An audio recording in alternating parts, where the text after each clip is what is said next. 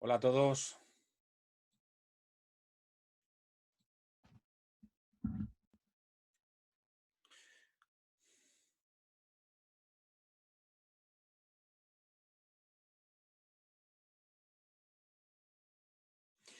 Bueno, pues ya estamos aquí hoy otra vez.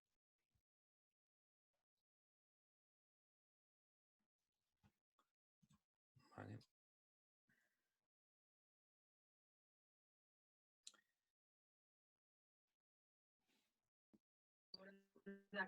Buenas tardes. Hola a todos.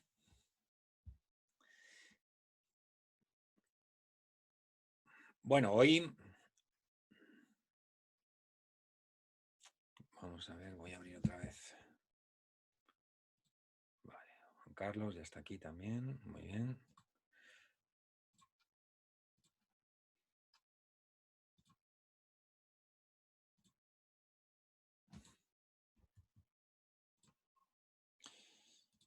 Vale, ya estamos entrando todos. Voy admitiendo a todos. Hola, José. Buenas, Jorge, ¿me oye? Sí, perfecto. Hola, ¿qué tal? Muy bien. Buenas tardes a todos. Vamos a dejar porque están entrando todos ahora, poquito a poco, y empezamos. Vale, perfecto. Muy bien. Te he recopilado un poquito lo que hemos estado hablando, ¿vale? Perfecto, genial. Lo genial. tengo una pequeña presentación ahí muy, Sí. muy sintetizada y... Ah, muy bien, vale, ¿Vale? perfecto, perfecto. Bueno, voy a presentar un poquito la idea, aunque lo he puesto en el grupo, ¿vale? Pero sí que, bueno, digamos, habéis sido vosotros. Esta mañana ha surgido un tema que me ha parecido que todo lo que se ha hablado era tan importante que me parecía necesario que lo habláramos aquí y que quedara constancia de las cosas que se han hablado, porque me parecían súper importantes y necesarias, ¿no? Y además de implicación en muchos ámbitos del salvamento en el agua, ¿no? Y bueno, teniendo como tenemos a compañeros que tienen vinculaciones de trabajo en los SAMUS, en otras entidades, en ambulancias y demás, en el 061, como decíamos, o en los SAMUS y demás, pues me ha parecido genial, ¿no? Que cuando nos compartían esta mañana algunos protocolos que se han tenido que implantar de forma extraordinaria a raíz de todo esto ante una circunstancia como es la de atender una RCP, ¿no?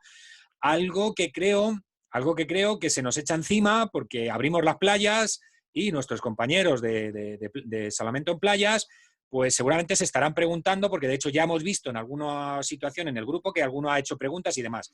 Entonces nos parece genial que los que ya habéis tenido que enfrentaros a este problema a diario, en la forma que lo habéis tenido que hacer, nos contaréis un poco lo que estáis haciendo. Entonces, viendo un poquito, pues he llamado a dos compañeros, a José y a Juan Carlos, que no sé si estará por ahí, y José se me ha ofrecido a recopilar un poquito todo ese material que esta mañana estabais recopilando y bueno, hablar un poquito de ello, ¿vale? Para que todos tengamos un poquito más de conocimiento de qué se puede hacer, hasta dónde podemos llegar, qué es lo más correcto y en base a la experiencia adquirida por los que ya han tenido que afrontar ese reto.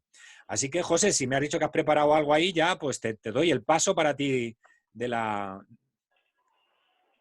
Sí, no sé cómo subirlo o cómo... Sí, mira, tienes abierto el PowerPoint ya, lo tienes abierto en pantalla por No, ahí. lo abro ahora mismo. Eso es. Bueno, pues una vez que tengas abierto, no hace falta que lo tengas maximizado. Ahora, tienes abajo en el centro de la pantalla, ves que hay un botón que pone compartir pantalla, de color verde. Desplaza el ratón abajo, al centro. ¿Lo ves? Espera un segundito. En el Zoom, te estoy diciendo en el Zoom. Sí. Vale. Le das a compartir y ya buscas la aplicación del Power que tengas abierto. ¿Clico 2 veces? Una vez. O sea, dale ahí. Ya está. Y le doy a compartir, ¿no? Entiendo. Sí, dale ahí, dale al... Ahí, ya estás empezando a compartir. Ahí lo tienes, ¿vale? Ahora ya simplemente lo maximizas y ya nos lo pones de pantalla a todos. Ahí lo Vale, tienes. ¿se ve? Perfecto. Adelante, José. Vale, perfecto. Bueno, buenas tardes a todos. Para los que no me conozcáis, aunque me presenté el otro día, pero bueno, me vuelvo a presentar para los que no me conozcáis. Mi nombre es José Martínez, yo estoy, soy de la región de Murcia. En el tema de salvamento marítimo estoy adscrito a la base que tenemos en Ailes. Y bueno, como muy bien ha dicho Jorge, tengo una vinculación desde hace ya varios años por el tema asistencial, ¿no? Empecé en el 2005, bueno, yo soy voluntario del año 95, pero en el 2005 empecé a nivel profesional en un soporte vital básico en Cruz Roja de la local, en un convenio que tenía con el ayuntamiento, y desde hace 8 años estoy trabajando activamente pegamos el salto un poquito a la gerencia del 061, trabajando en una ambulancia de soporte vital avanzado, ¿vale?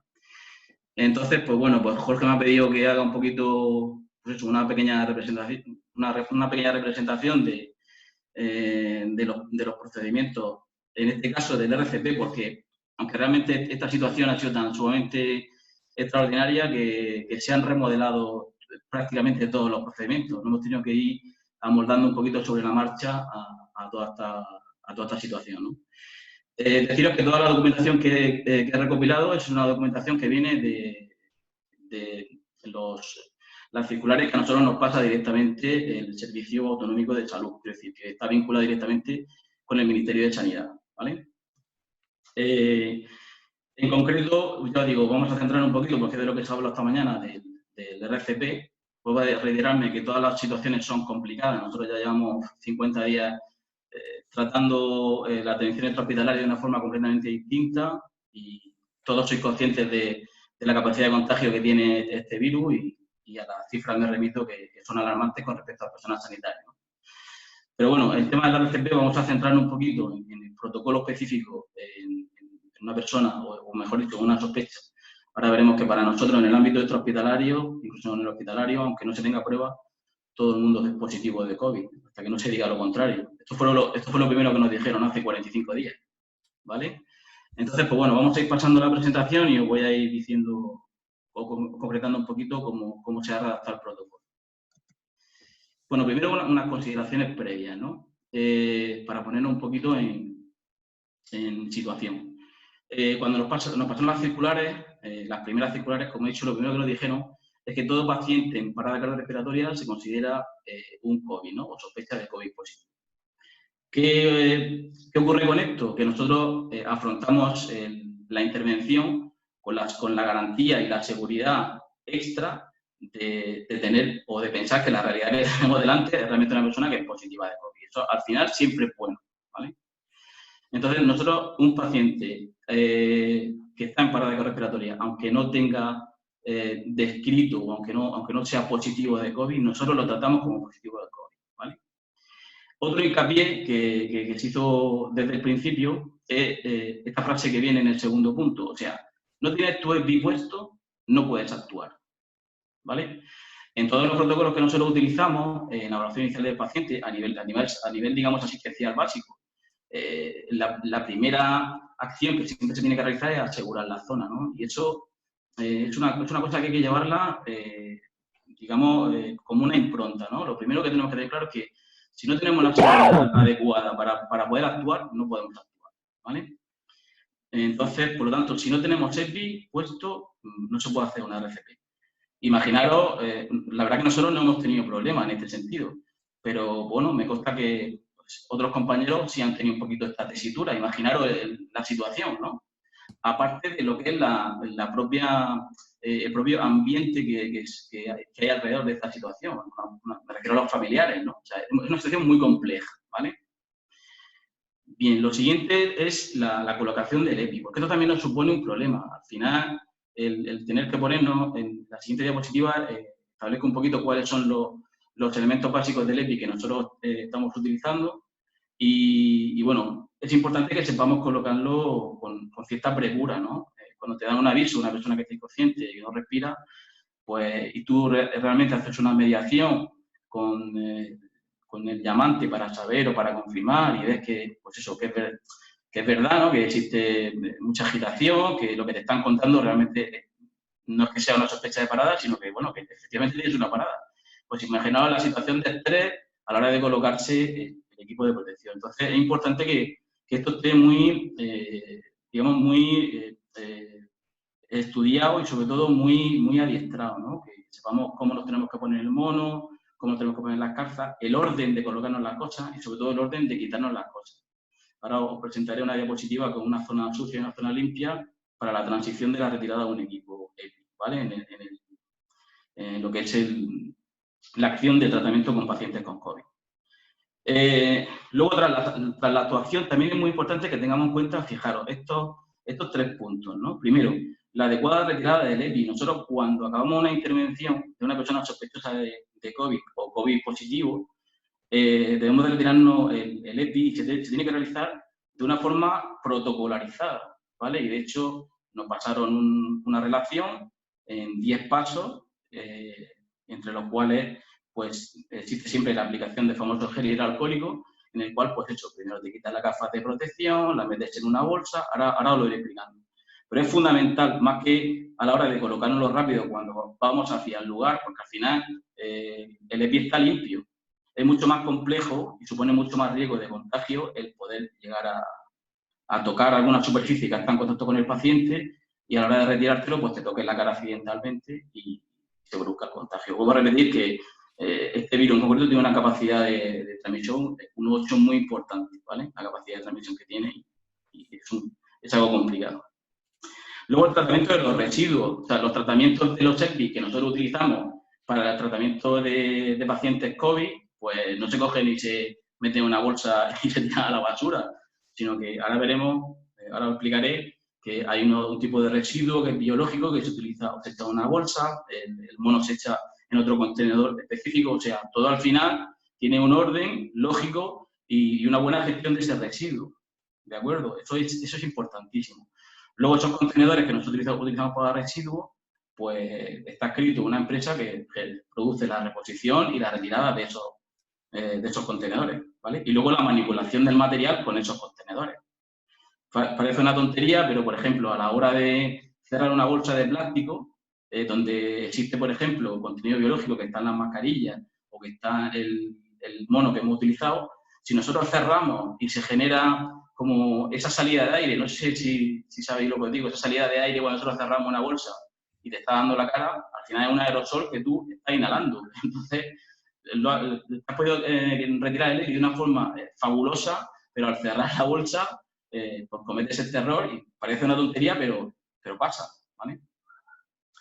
Y luego, una vez que se ha tratado el residuo, pues la limpieza exhaustiva del personal, del material y de la superficie, dependiendo del nivel laboral en que nosotros nos encontremos, ¿no? Si es a título particular, pues buena higiene de manos, etcétera, antes de tocar cualquier otra cosa, etcétera, etcétera. Y si es a nivel, digamos, asistencial, pues el material que se puede reutilizar, y a nivel de superficie, pues todas las superficies que han podido estar implicadas o en contacto con esa persona, ¿vale?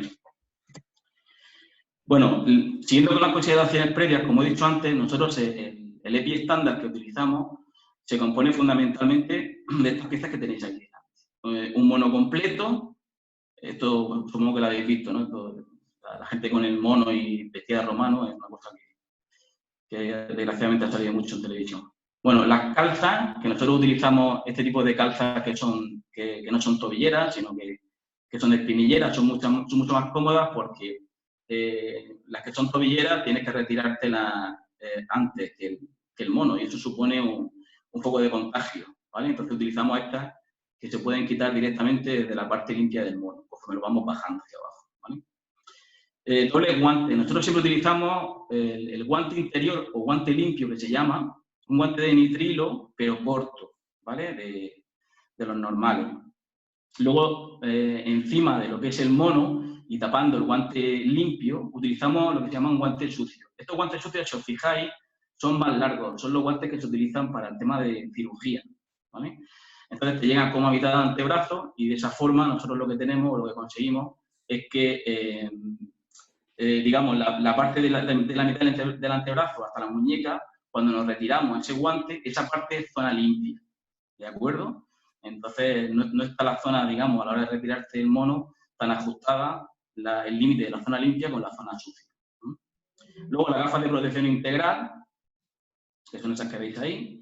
La pantalla facial, que en ningún momento se ha incluido como algo que sea obligatorio dentro de lo que es los EPIs que utilizamos, pero funcionan extraordinariamente bien, ¿vale? Y la verdad que es digno de agradecer cuando hubo la iniciativa esta popular, a nosotros particularmente en nuestra base, las primeras pantallas de protección que nos llegaron fue de una empresa local, de estas que se hacen con, el marco se hace con 3D y un plástico por delante, pero la verdad que nos resolvió hace 40 días la papeleta porque la cosa estaba muy compleja y funciona francamente bien. Luego ya con el tiempo ya nos fuimos buscando estas pantallas que ya venden en las ferreterías y que son ya más, o sea, digamos, son más completas, tienen la capacidad de que te las puedas levantar, tiene más superficie de pantalla y es mucho más cómoda a la hora de trabajar, ¿vale? Y luego, por supuesto, las mascarillas N95, FFP2, FFP3. Bueno, la N95 es una equivalencia a la FFP2, ¿vale? Nosotros, aparte de utilizar la mascarilla propiamente dicho FFP2, nos ponemos otra encima quirúrgica, ¿de acuerdo? Utilizamos un poquito más de sobreprotección. El matiz que os pongo abajo se puede asociar un poquito a lo que comentaba Jorge antes, ¿no? El trabajo en otro escenario, como puede ser, pues eso, pues fue una playa. Al final nosotros cuando nos enfrentamos a este tipo de situaciones, de verdad que tenemos que readaptar la actuación, porque la realidad asistencial ahora mismo ha cambiado totalmente y existe un riesgo real. Y os lo digo yo, que estoy en primera línea y manejo cifras y veo, ¿vale? Entonces, cuando vamos a hacer una RCP, no se puede ir de aquella manera, ¿eh? Entonces, una forma de suplir un poquito el tema del mono, pues son estas batas quirúrgicas que funcionan muy bien, ¿de acuerdo? En ese sentido, con la bata quirúrgica, pues no haría falta el tema de las calzas, pero bueno, no obviaríamos ni los guantes dobles, aunque no sean quirúrgicos, que sean cortos de nitrilo, pero dobles, siempre que llevar el guante doble, el sucio interior y el limpio interior y el sucio exterior, ¿vale? Más nuestras gafas de protección, más nuestra mascarilla FFP2, ¿vale? Bueno, mirad, esto es una fotografía de uno de los tantos escenarios que tengo que montar, porque al final, en mi unidad, nosotros somos 3 personas, ¿vale? El médico, un enfermero y yo que soy técnico, ¿no? Entonces, ya en el protocolo inicial, al técnico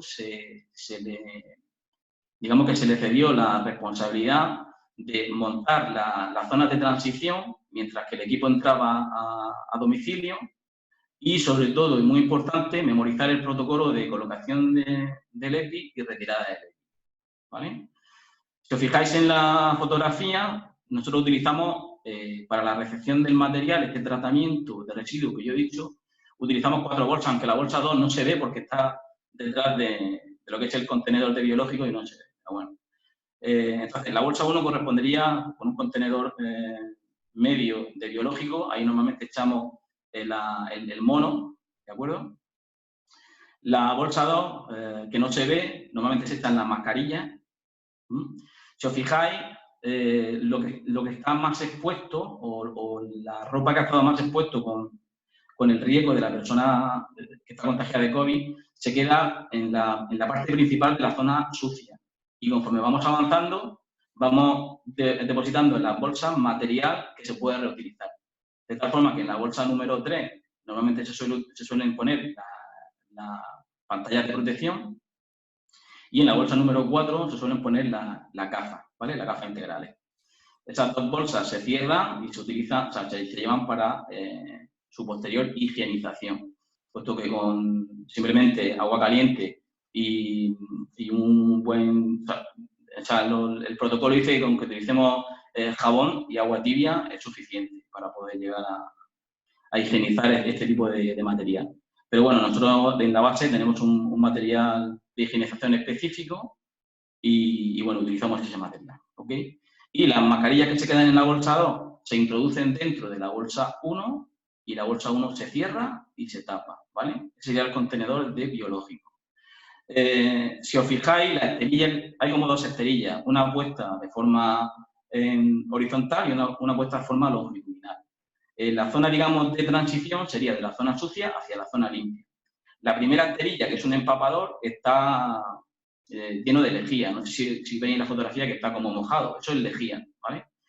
Entonces, una vez que se han despojado el compañero, de uno en uno, lógicamente, el EPI pisa esta alfombra, pisa el empapador o la alfombra que hay en la zona limpia y esa persona ya está completamente limpia y tiene acceso directamente a lo que es la ambulancia, ¿vale? Esto simplemente para que hagáis una idea de que lo que yo digo del tratamiento de residuos al final tiene un protocolo, ¿vale?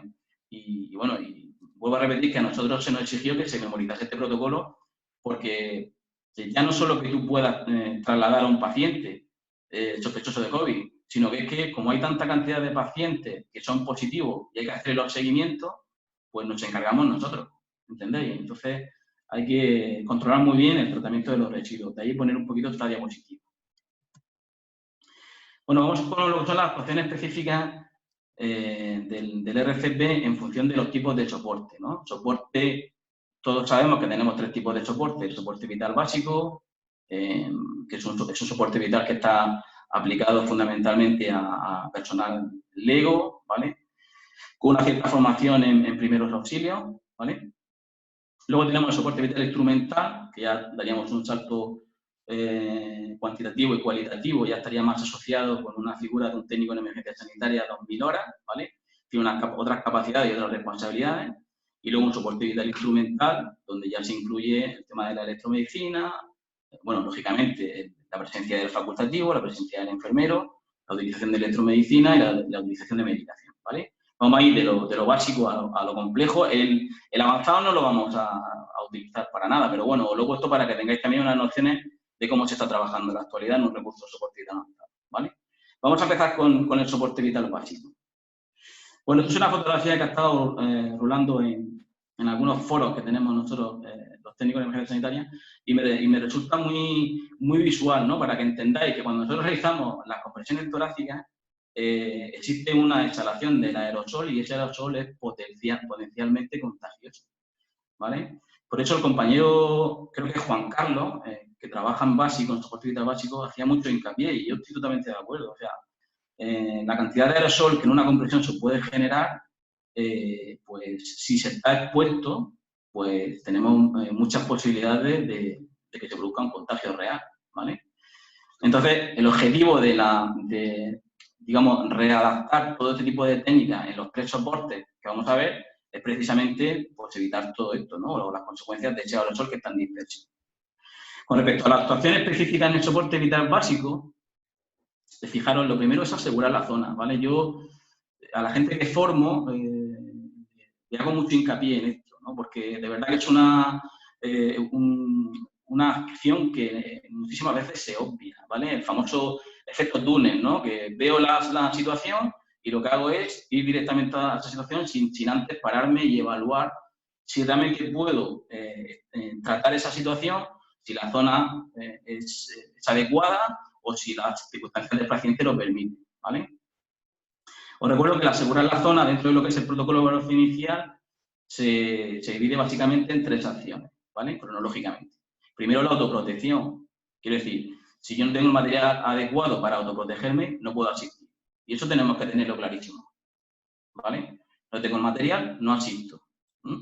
En soporte vital básico a nosotros nos pasaba en muchas ocasiones cuando nosotros llegábamos, por ejemplo, a un incendio y no habían llegado bomberos, ¿vale? Pues nosotros en nuestro uniforme no pone consorcio de extinción de incendios, pone sanitario, ¿entendéis? Entonces yo no voy a entrar al edificio a tocar a las puertas para desalojar el edificio, ¿vale? Mi función es esperar a que a mí, en zona segura, me saquen al paciente, porque si a mí me va a pasar algo, pues no lo va a atender nadie.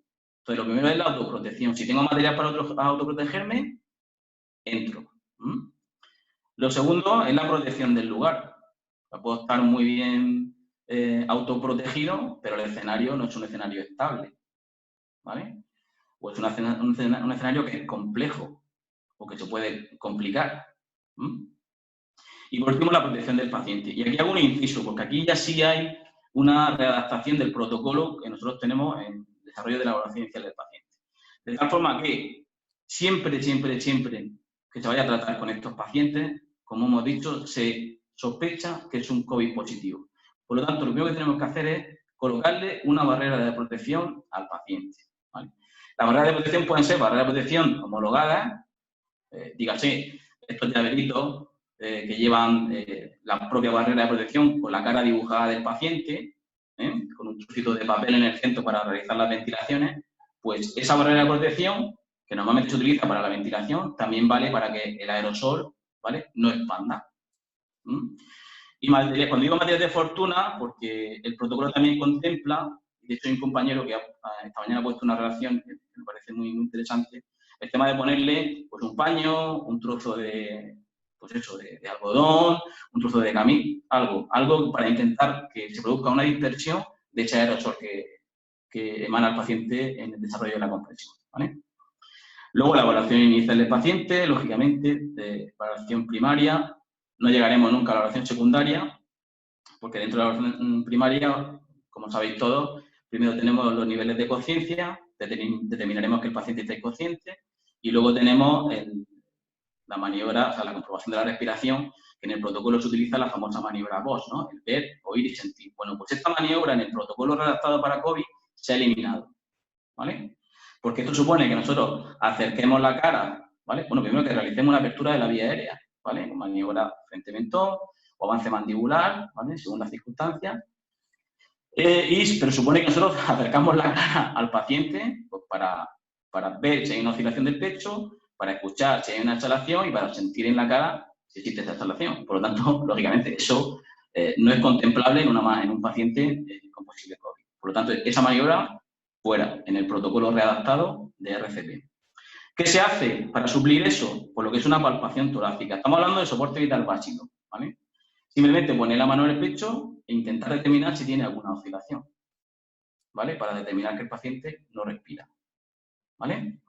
Una vez que determinemos que el paciente está en parada cardiorrespiratoria, pues lo siguiente que dice el protocolo es avisar. Si no avisamos a nadie, no activamos la cadena de supervivencia y nadie va a venir a relevarnos, ¿de acuerdo? Y luego, muy importante, que también se ha mencionado esta mañana, este tipo de maniobra, lo que se llama una RCP pasiva, ya venía contemplado en el protocolo anterior, digamos, como excepción, pero en el caso de que sea una persona toxicómana o drogodependiente y nosotros estemos realizando o empezamos a hacer la reanimación y no nos fiemos, lógicamente, de ventilar a esta persona porque no tenemos ningún tipo de barrera de protección. Entonces, este tipo de RCP ya se contempla, ya se contemplaba. No es tan efectiva como el sobreaporte que puede producir una ventilación después de 30 compresiones, pero bueno, una concentración de oxígeno en sangre está alrededor del 21% en cada respiración completa, eliminamos, o mejor dicho, transformamos un 4% en dióxido de carbono, pues bueno, todavía nos va quedando un poquito de oxígeno para ir ventilándolo, aunque sea a una presión parcial menor, pero bueno, al final se debe de hacer así, se tiene que hacer así. Y esto sería la redactación con respecto al soporte vital básico. Vamos a pasarnos al soporte vital instrumental. El soporte vital instrumental, digamos que el incremento que tiene, como todos lo sabéis, es la utilización de la oxigenoterapia, ¿no? O sea, se mejora la capacidad de ventilación utilizando elementos de permeabilidad de la vía aérea, como son las cánulas de Guedes o cánulas de Mayo, y utilizando mascarillas, más balón de resucitación, más aporte de oxígeno utilizando una botella con un caudalímetro, y etcétera, etcétera, ¿no? O sea, ese sería el soporte vital instrumental asociado ya a personal técnico. Bueno, ¿cuál sería la actuación específica del soporte vital instrumental? Pues exactamente igual que antes, ¿no? El asegurar la zona con los niveles de protección, con la única diferencia que ahora, como nosotros somos los propios intervinientes, estamos hablando de nivel técnico, es un soporte vital básico con 2 técnicos, ¿vale? En la protección al paciente, ya lo primero que hay que hacer, en vez de un material, una barrera de protección o un material de fortuna, utilizar ya una mascarilla quirúrgica, ¿vale? Es lo primero que tenemos que hacer. Si os fijáis, en todos los protocolos que vamos a ver, en todos los soportes, lo primero es colocarle al paciente una barrera de protección, ¿vale? Nosotros cuando vamos a los domicilios, el protocolo nos exige que siempre antes de entrar salga una persona y en el caso de que el paciente no tenga mascarilla, se lleve una de la ambulancia y se la coloque al paciente. Y dentro de la habitación solamente puede haber una persona. ¿De acuerdo? Esto a la gente le ha costado un poquito de trabajo entenderlo, pero nosotros tenemos que repetir el procedimiento en todo y cada uno de los avisos que nosotros estamos haciendo, ¿vale? Entonces, es fundamental que al paciente siempre se le ponga una barrera de protección que minimice el contagio hacia nosotros, ¿vale? Vamos a lo mismo, evaluación inicial del paciente, determinamos la primaria y ya en este caso ya sí se introduce a nivel técnico la C de circulación, ¿no? El protocolo ABC, ¿no? Abrir la vía aérea, comprobar la respiración del paciente y comprobar el pulso. Como todos sabéis, esta maniobra no puede nunca exceder de más de 10 segundos porque al final es tiempo perdido y todos estos protocolos, el objetivo fundamental es acortar tiempo para determinar la parada cardiorrespiratoria y empezar a hacer cuanto antes las maniobras compresivas. En este caso, la maniobra BOSS tampoco se utiliza. Utilizamos también la palpación torácica. ¿De acuerdo? Determinar el estado de parada cardiorrespiratoria y realizar solamente RCP pasiva, con maniobras solamente compresivas. Aquí un dato que, como digo, es una técnica complementaria que se está utilizando y funciona bien, ¿vale? Entonces, bueno, pues como nota informativa también os la dejo ahí. Normalmente se utiliza debajo de la mascarilla quirúrgica que le hemos puesto al principio, se le pone una mascarilla con reservorio. Ahora veréis en las dos diapositivas que tenemos más adelante, cuál es el grado de exhalación en la compresión de un paciente que tiene una mascarilla quirúrgica y cuál es el grado de exhalación de aerosol que tiene un paciente con una mascarilla reservorio. Al final, como la mascarilla reservorio concentra la salida en las dos válvulas de exhaustación que tienen los laterales de la propia mascarilla, cuando le ponemos encima la quirúrgica, pues esa acción contiene mucho más la exhalación del aerosol, ¿vale? Entonces, en ese sentido, es una técnica que funciona muy bien. De hecho, aquí os viene en estas dos diapositivas, ¿lo veis? En la diapositiva de la izquierda tenemos una mascarilla quirúrgica puesta. Si veis, el aerosol se dispersa, sale hacia la zona de la nariz y hacia la zona lateral, ¿vale? Y en la diapositiva de la derecha veis que el paciente tiene colocada una mascarilla de reservorio. Si os fijáis, sale hacia adelante por las dos válvulas de exhaustación que tiene la propia mascarilla. Si complementamos el ponerle a la mascarilla con reservorio una mascarilla quirúrgica encima, pues ya minimizamos considerablemente la dispersión de ese aerosol y funciona realmente bien para un soporte vital instrumental, que es de lo que nosotros estaríamos hablando. Al final, un socorrista acuático tiene estas capacidades, ¿vale? Entonces, como nota a tener en cuenta, es importante. ¿De acuerdo? Bueno, y luego vamos al soporte vital avanzado. El soporte vital avanzado es a nivel, digamos, médico. Como hemos dicho, se implementa el soporte utilizando electromedicina, utilizando medicación y, lógicamente, pues aparece la figura del facultativo y del enfermero que conforman el equipo de soporte vital avanzado. Es sobre el que yo más trabajo y, bueno, os lo he puesto pues, para que tengáis una idea de cuáles han sido nuestras modificaciones, ¿no? Dentro de lo que es el protocolo. Al final, la información nunca viene mal, ¿vale? Bueno, nosotros exactamente igual, ¿no? O sea, el protocolo de actuación realmente, sea un técnico, sea un enfermero o sea un médico, la evaluación inicial del paciente se tiene que realizar, ¿no? Lógicamente, cuando nosotros nos aseguramos la zona, los 3 niveles, lo siguiente sería, como hemos dicho, de una forma muy retirada, colocarle al paciente la mascarilla quirúrgica. Esa es la primera acción que tenemos que realizar. Luego el médico es quien se encarga, lógicamente, de la evaluación inicial del paciente. Aquí hay una modificación en la evaluación primaria. Nosotros, para acortar los tiempos de actuación, miramos directamente circulación. Entonces, hacemos lo que se llama un monitoreo de circulación utilizando la opción de pala del monitor. La opción de pala, nosotros en nuestro monitor desfibrilador, dentro de lo que es el display de las opciones que tiene, de las derivaciones para monitorizar a un paciente, tiene una opción que es la opción de pala, ¿no? Para desfibrilar. Pues entonces tú cambias el display a pala, le pones al paciente en el lateral y en la zona central del pecho las 2 palas e inmediatamente te está marcando un ritmo en la pantalla en el caso de que lo tenga. ¿Con eso qué conseguimos? Pues que acortamos muchísimo el tiempo de respuesta para determinar que el paciente está en parada cardíaca, ¿vale?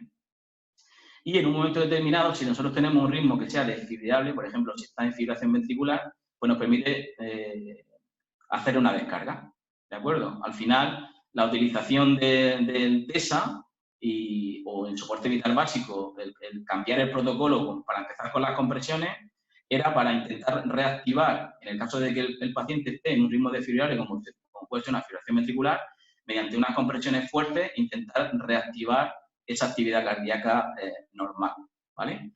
Pues entonces nosotros lo hacemos así. En función de si tenemos un ritmo desfibrillable, pues el propio médico le ejecuta la descarga, y si no, pues ya comenzamos con las propias maniobras compresivas. Para lo que es el sellado de la vía aérea, eso también tiene que ser la siguiente prioridad al comienzo de las maniobras compresivas. Normalmente en el protocolo nos aconsejan que se realice con un tipo de mascarilla, que es una mascarilla laringea modelo IG.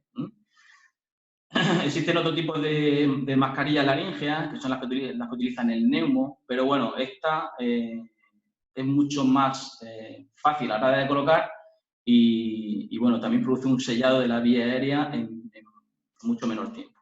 Esto no quiere decir en ningún momento que a nivel médico el tubo endotraqueal se deje de lado, ¿no? El tubo, digamos que la permeabilización de la vía aérea con un tubo endotraqueal está considerada la mejor y la más segura. Pero sí es verdad que al final, digamos que hace que el médico tenga que acercarse mucho a la víctima para introducir el laringo y se optó por recomendar que se colocaran este tipo de mascarillas. La verdad que, desgraciadamente, las veces que hemos tenido que intervenir, funciona mucho mejor, se acortan los tiempos de respuesta y, ante cara a la seguridad, que es lo importante, nos mantiene bastante alejados del paciente, ¿vale? ¿Cuáles son algunas consideraciones de las mascarillas laríngeas? Pues lo primero es mantener la distancia de seguridad con el paciente al colocar la mascarilla. Esto el médico tiene que tenerlo clarísimo y de hecho lo tienen. Y de hecho, como he dicho antes, este tipo de elementos de permeabilización de la vía aérea permite mantener esa distancia, ¿ok? Ante otros elementos de permeabilización que son mejores, ¿no? Pero bueno, nos tenemos que adaptar a la realidad y a las circunstancias que tenemos. Luego es siempre importante colocar un filtro antibacteriano unidireccional, se le llama, entre lo que es la propia mascarilla o la mascarilla y gel y lo que es la propia toma, ¿no? El elemento de ventilación. Ahora veremos que con el filtro unidireccional o antibacteriano, como queráis llamarlo, es un filtro que permite la ventilación hacia adentro del paciente, pero en la exhalación evita que salga pues, este componente de aerosol y funciona francamente bien. Luego, la mascarilla IG también tiene una característica que es un orificio gástrico, ¿no? Para introducir una sonda nasogástrica, también se dieron cuenta que si el orificio gástrico se quedaba abierto, por ese orificio minúsculo, porque al final la dimensión de el caudal de una sonda nasogástrica tiene un calibre muy pequeño, pero claro, al final es como una especie de zona de conexión con la vía aérea y por ahí salía el aire. ¿Me escucháis? Sí, adelante. Sí, vale. Sí. José, una cosita, nos quedan 2 minutos. Lo digo porque paramos en una diapositiva y volvemos a abrir otra sala. Vale, perfecto. ¿Vale? Ok. Venga, acaba esta si quieres, que quedan unos minutos. Venga, y paramos ahí, vamos a otra sala. Vale, perfecto. Bueno, simplemente para completar un poquito esto, se coloca una gasa en la boca del paciente para intentar también minimizar la salida del aerosol, ¿vale? Y una técnica complementaria que utilizamos para el aislamiento de esta sonda nasogástrica es el utilizar esa sonda nasogástrica por el orificio y ponerle una bolsa de recolección de orina. Ahora un poquito más adelante os viene la diapositiva. Quedan 2 diapositivas nada más, 3. Déjala ahí, déjalo aquí en esta, que creamos otra sala, ¿vale? Porque nos va a cortar, vale. Entonces cortamos nosotros y volvemos a entrar, ¿vale? Nos vemos, comparto otra vez el link, ¿vale? Perfecto, ok. Venga, nos vemos ahora mismo. Venga, perfecto.